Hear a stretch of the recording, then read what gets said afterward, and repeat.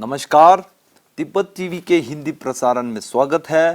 Tibet TV के साप्ताहिक हिंदी समाचार में हम दर्शकों को परम पावन दलाई लामा, वर्तमान तिब्बत की परिस्थिति, निर्वासन में तिब्बत तथा तिब्बत मुक्ति साधना के संदर्भ में वैश्विक कार्यक्रमों की जानकारी उपलब्ध कराते हैं।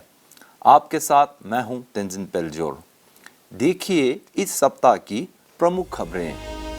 परम पावन दलाई लामा जी का विभिन्न राष्ट्रों के महापौरों के साथ दयामय एवं करुणामय नेतृत्व विषय पर संवाद। केंद्रीय तिब्बती प्रशासन ने भारत के सभी देशवासियों को 72वें गणतंत्र दिवस की हार्दिक बधाई दी।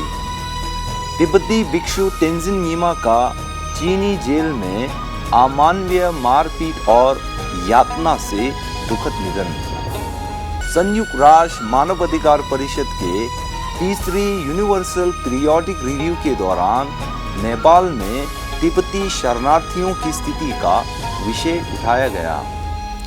जापान तिब्बत कार्यालय द्वारा जापानी संसदीय समूह और विशेषज्ञ समूह के साथ जागरूकता अभियान। केंद्रीय तिब्बती प्रशासन के शिक्षा विभाग द्वारा स्वर्ण पदक प्राप्त विद्यार्थियों को बधाई। अब सुनिए समाचार विस्तार से।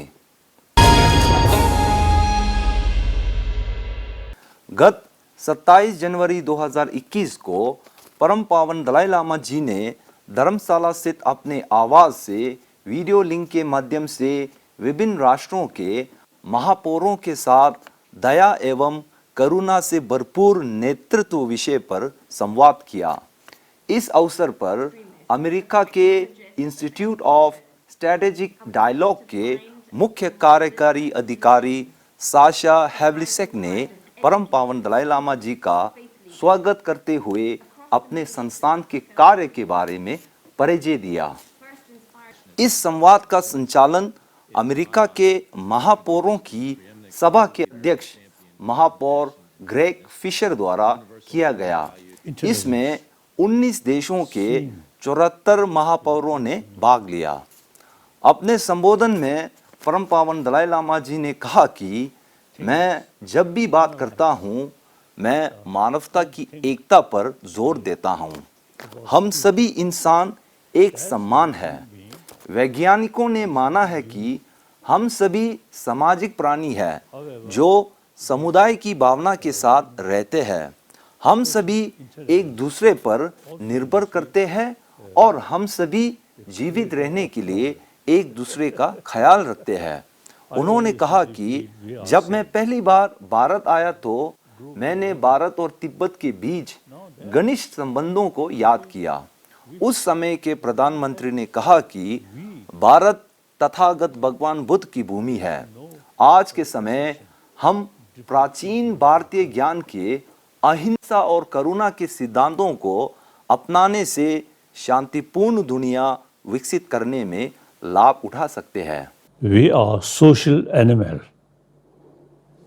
So any social animal, you see, by nature, they have some sense of, let's say, group or sense of community. Or like animal. You see, many, since their own individual life, individual actually existence, very much depend on the group. So therefore, we human being, as a social animal, by nature, we have sense of also the taking care of other, your own community.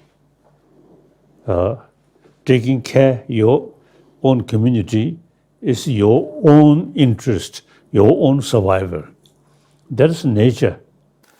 26 जनवरी 2021 को भारत के 72वें गणतंत्र दिवस के पावन अवसर पर केंद्रीय तिब्बती प्रशासन के कार्यवाहक सिक्योंग यूथो कर्मागेले के नेतृत्व में काशाक सचिवालय पर एक औपचारिक समारोह का आयोजन किया गया था।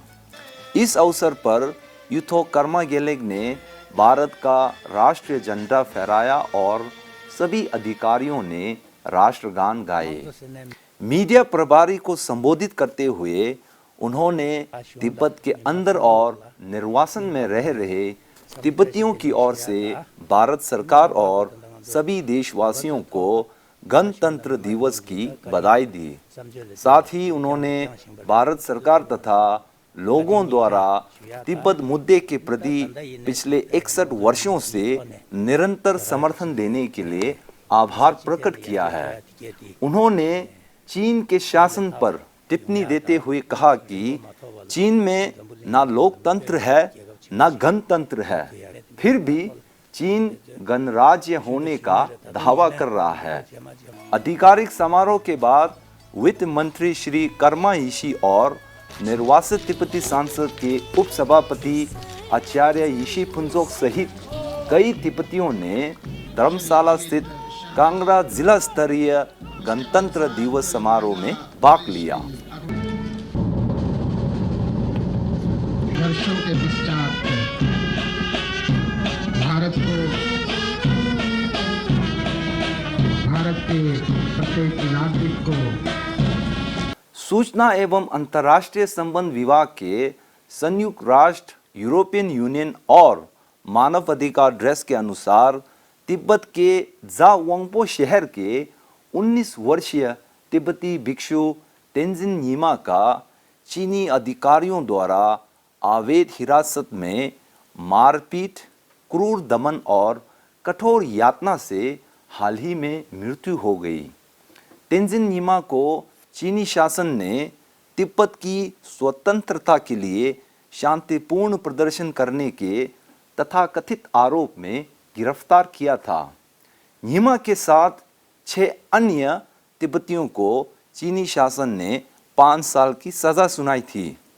इस बेहद दुखद समाचार मिलने पर केंद्रीय तिब्बती प्रशासन के सिक्योंग डॉक्टर लोब्सांग संगे ने स्वर्गीय वीर तेंजिन न्यीमा के दुखद निधन पर संवेदना प्रकट की और विश्वास व्यक्त किया कि हम उनके द्वारा दिए गए बलिदान को हमेशा स्मरण करेंगे तथा 60 लाख तिब्बतियों की आकांक्षाओं को निरंतर जारी रखेंगे। एक अन्य खबर के अनुसार तिब्बती भाषा कार्यकर्ता टाशी वांगचुक को चीनी शासन ने 5 साल की सजा काटने के बाद रिहा किया। उन्हें चीनी अधिकारियों द्वारा तिब्बत में तिब्बती लोगों की भाषा अधिकारों की मांग के लिए गिरफ्तार किया गया था। उनकी रिहाई के बाद कई वकालत समूह टाशी वांगचुक की स्वास्थ्य एवं उसकी स्वतंत्रता पर नियंत्रण के लिए चिंता प्रकट किया है।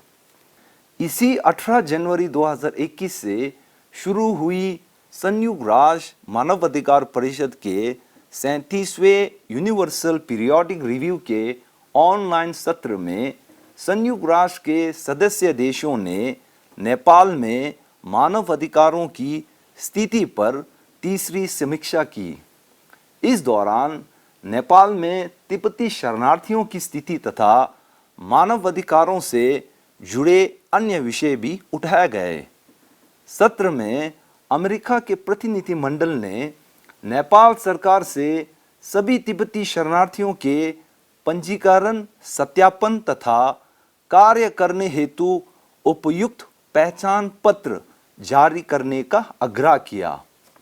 अपने उद्बोधन में नेपाल सरकार के विदेश मंत्री श्री प्रदीप कुमार ग्वाली ने विश्वास दिलाया कि यूनिवर्सल पीरियोडिक रिव्यू में सदस्य देशों द्वारा दिए गए सुझावों को नेपाल सरकार पूरे सहयोग, समन्वय तथा रचनात्मक परिणामदायक तरीके से अवश्य लागू करेंगे।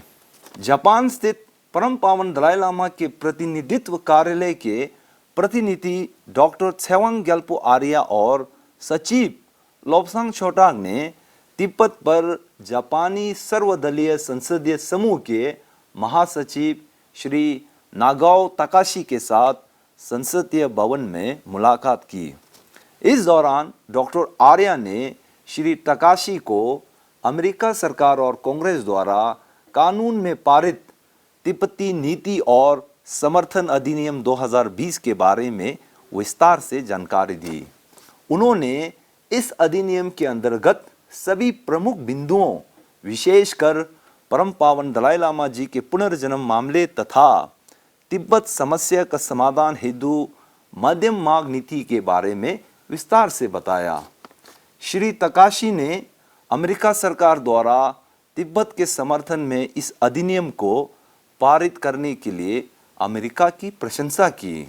उसी प्रकार प्रतिनिधि डॉक्टर आर्या ने जापान की प्रसिद्ध विशेषज्ञ संस्थान Japan institute of national fundamental के अध्यक्ष सकुराई योशिको के साथ मुलाकात कर तिब्बती नीति और समर्थन अधिनियम 2020 के बारे में जानकारी साझा की।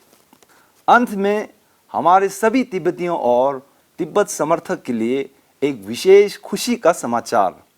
इसी वर्ष तिब्बती छात्राओं तेंजिन छोंजोम ने बैचलर इन बिजनेस एडमिनिस्ट्रेशन और सोनम छुकी ने बैचलर इन कॉमर्स में स्वर्ण पदक प्राप्त किया है। उन दोनों ने दयानंद सागर विश्वविद्यालय बेंगलोर में पढ़ाई की है। दोनों तिब्बती छात्राओं को कर्नाटक के उप मुख्यमंत्री द्वारा विश्वविद्यालय के दीक्षांत समारोह में स्वर्ण पदक प्रदान कर सम्मानित किया गया। उनकी इस सफलता पर तिब्बती प्रशासन के शिक्षा विभाग ने बधाई दी है। इसी के साथ आज की खबरें यही समाप्त होती है। अगले हफ्ते हम फिर मिलेंगे। मुझे दीजिए आज्ञा। नमस्कार।